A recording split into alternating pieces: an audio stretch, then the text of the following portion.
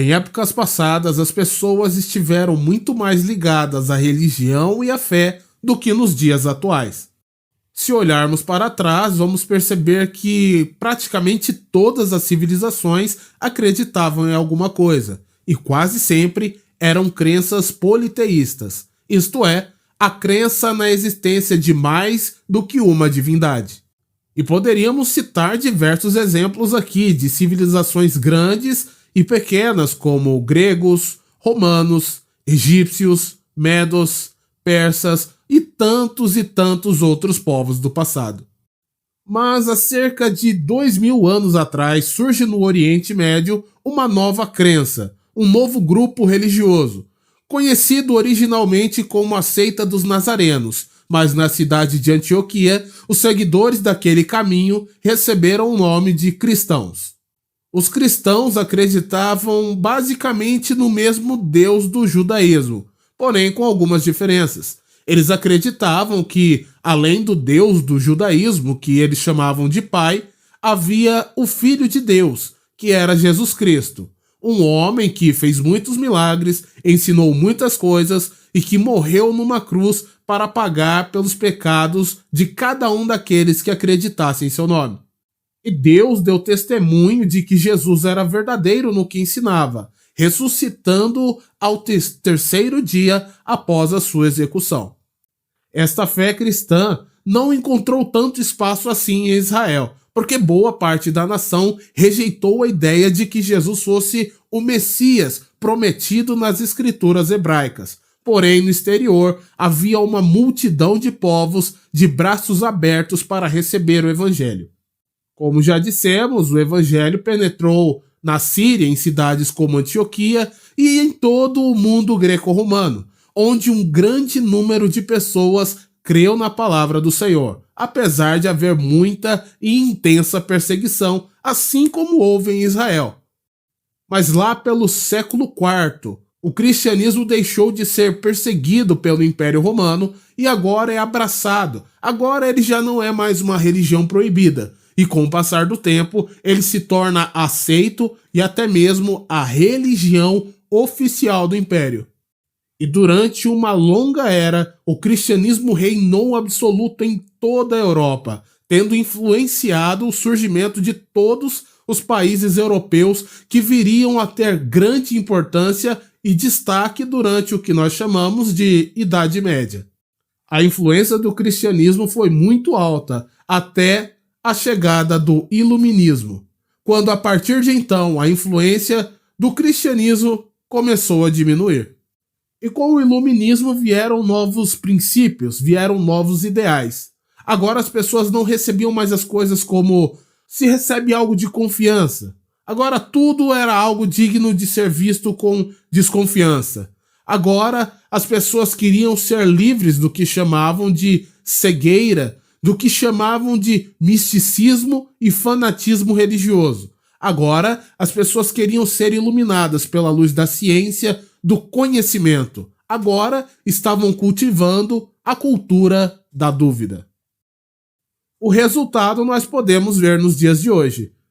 Pois se no passado, na Europa, o cristianismo era a religião dominante em quase todos os lugares, aliás, era dominante em todos os lugares, e foi por causa dele que os muçulmanos não conseguiram conquistar a Europa, hoje nós vemos um fenômeno bem diferente. Vemos o crescimento da religião dos muçulmanos em continente europeu. Além disso, o número de cristãos não apenas tem diminuído, mas tem aumentado o número de pessoas ateias, pessoas que não acreditam nem no Deus cristão, nem em Alá, nem em divindade alguma. Os resultados são desastrosos não apenas na Europa, mas isso em todo o mundo ocidental, porque muitas pessoas abandonaram a fé e outros, apesar de professarem alguma religião, não vivem de acordo com as escrituras ou as tradições apresentadas nessa tal religião.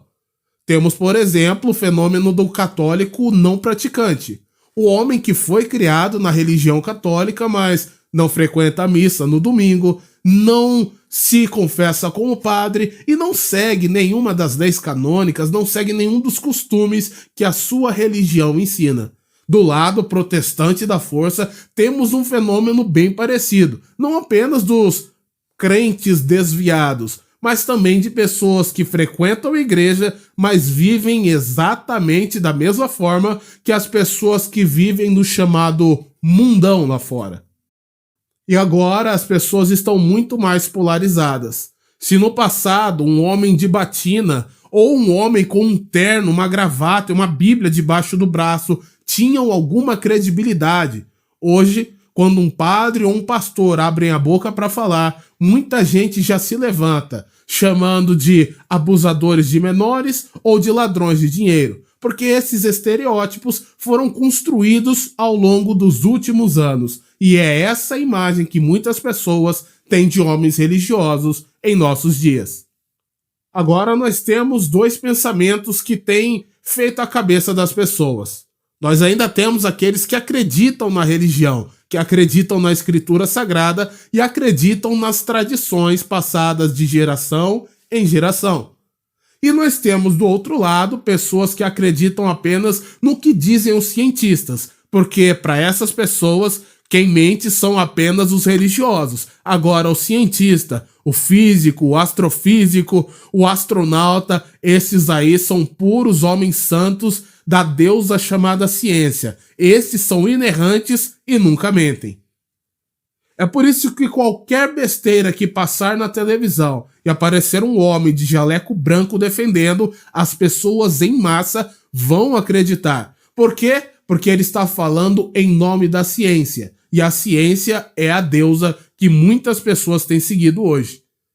Pode parecer exagero, mas pergunte a qualquer pessoa que não acredita em nada, que não acredita em nenhuma religião ou em nenhum Deus, no que ele acredita. E ele sempre vai enaltecer a ciência. Parece que ele acredita que os homens que falam em nome dela são como se fossem verdadeiros profetas. E essa sua divindade é inerrante, é infalível e toda poderosa.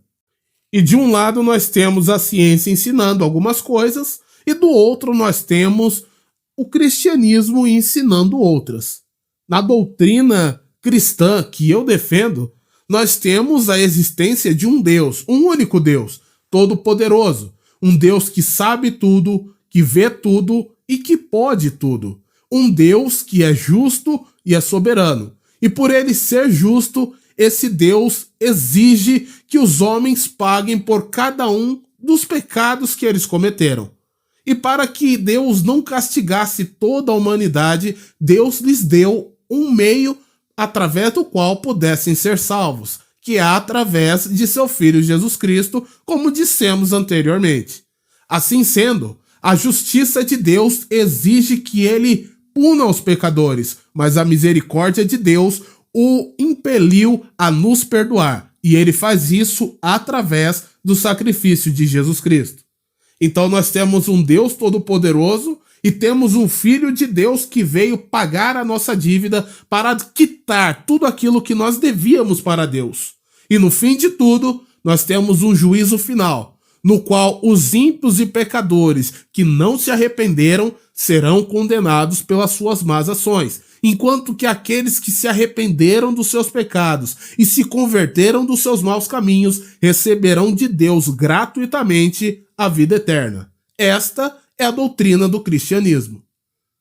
Mas do outro lado, nós temos o pessoal que acredita muito na ciência ou que não acredita em nada. Pessoas que acreditam que nós viemos de formas de vida primitivas e que são semelhantes até mesmo a macacos. Inclusive, segundo certos cientistas, homens e macacos tiveram um ancestral em comum.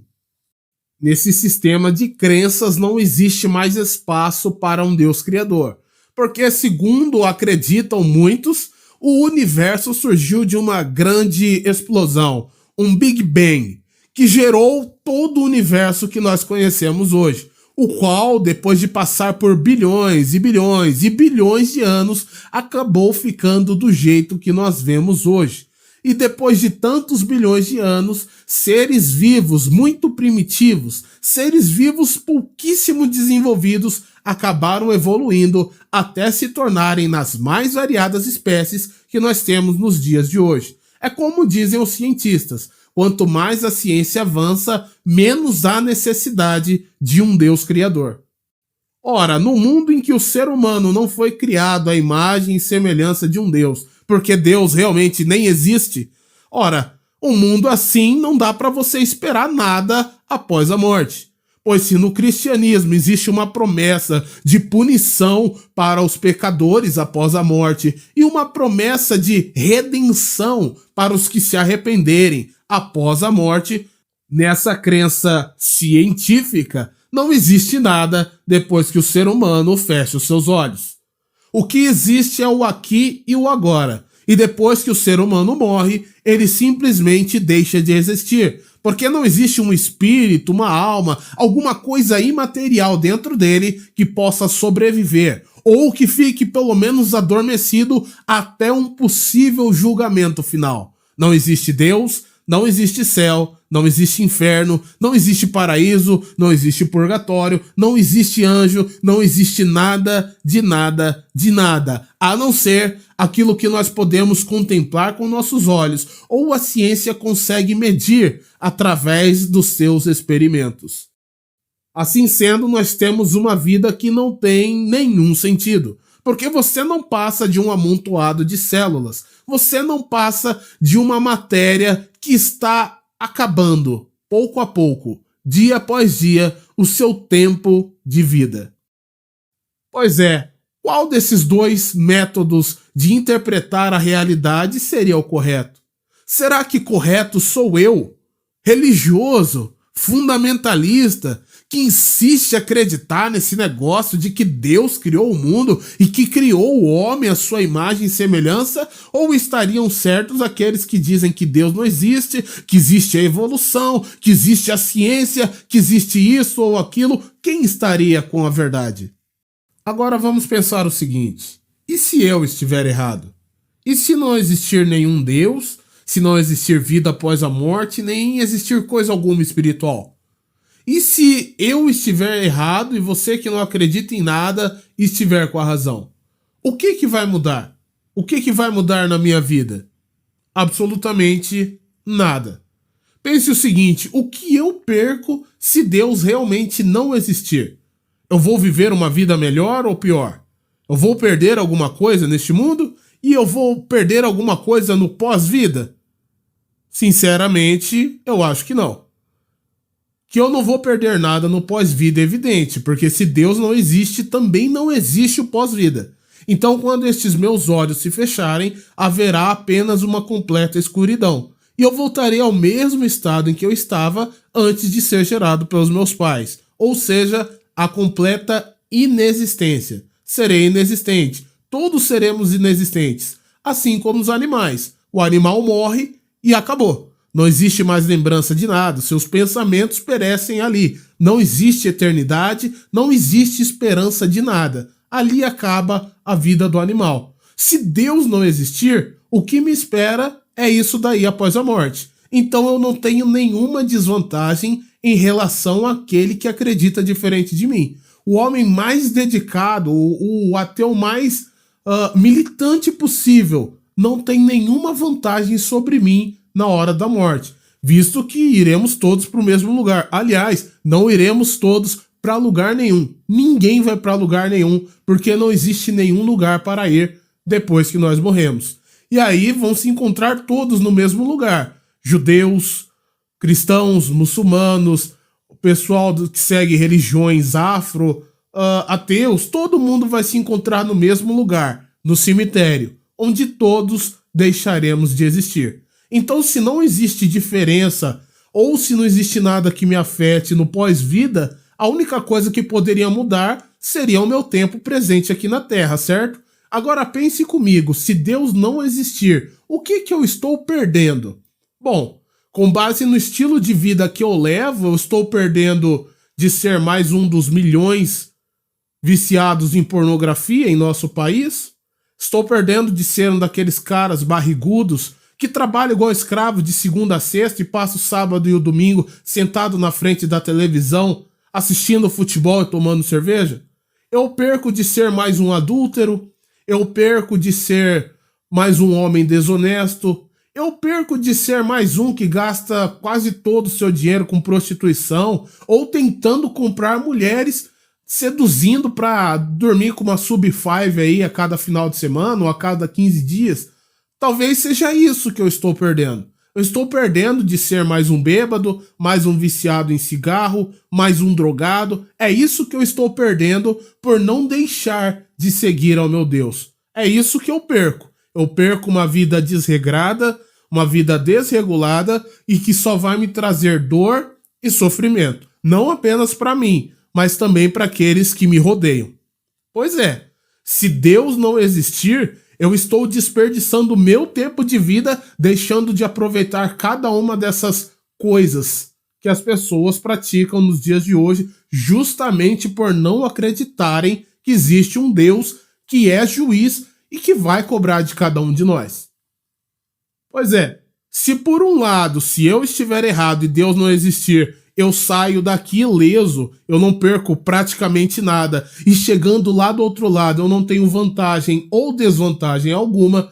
Por outro lado, se eu estiver certo e realmente existir Deus, se eu estiver certo e realmente a Bíblia for a sua palavra, o que espera você que rejeita a palavra do Evangelho, você que não acredita na existência do Criador, o que te espera é algo tão terrível que todos os memes que você já ouviu aqui do Miqueinha, o meme do gado de valor, o meme do quer se lascar se lasque, tudo isso daí é fichinha comparado com o que está esperando você lá do outro lado.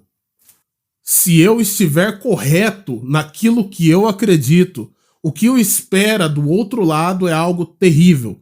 Porque a Bíblia fala que quando você fechar os seus olhos, ao abri-los de novo, lá do outro lado, lá na eternidade, você vai dar de cara com um grande trono branco. E o que senta sobre ele tem uma glória tão terrível que a terra e o céu desaparecem, fogem diante do seu esplendor. E diante dele são abertos diversos livros, e todos os homens de todas as épocas, de todas as gerações, são obrigados a comparecer perante ele.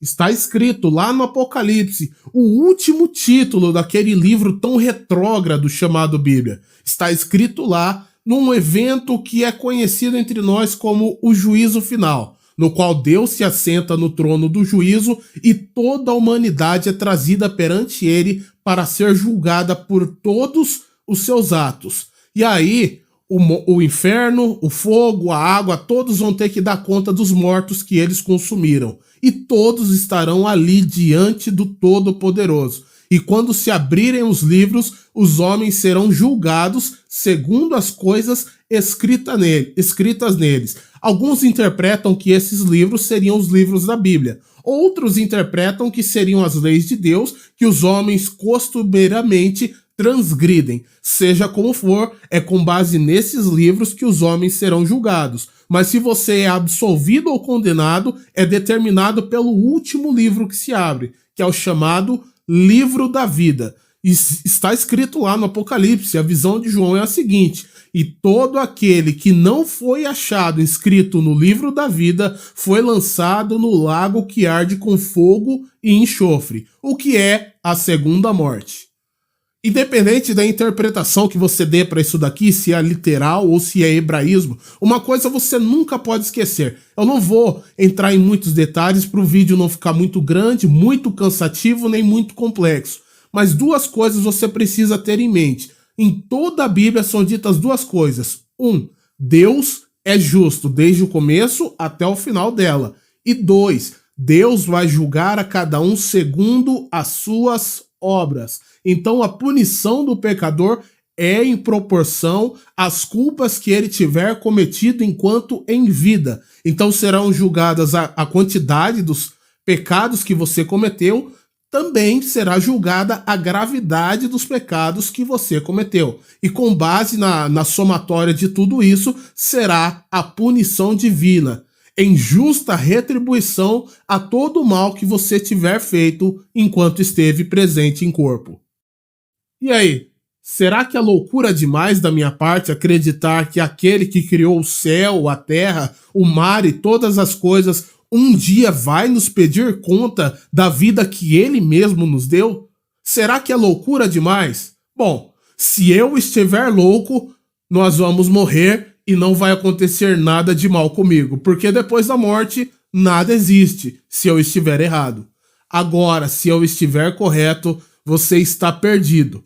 E você que ouve essas minhas palavras e as ridiculariza achando que é uma bobagem acreditar em Deus, Jesus Cristo, juízo final, que tudo isso daí não passa de lendas, de folclore, de antigos povos hebreus, se você acha que é um monte de baboseira isso que eu tô falando, no dia em que você estiver diante do trono da majestade e Deus te fizer lembrar disso daqui, você vai desejar de toda a sua alma construir uma máquina do tempo e voltar no passado para tentar fazer diferente aquilo que você não fez. Então, o meu aviso é apenas um só: arrependa-se enquanto é tempo. Pecadores todos somos, imperfeitos todos somos, mas aquele que confessa o seu pecado e o abandona encontra misericórdia. Mas aquele que encobre a sua transgressão, esse daí não vai conseguir ir para frente. É isso aí, galera. Que Deus abençoe.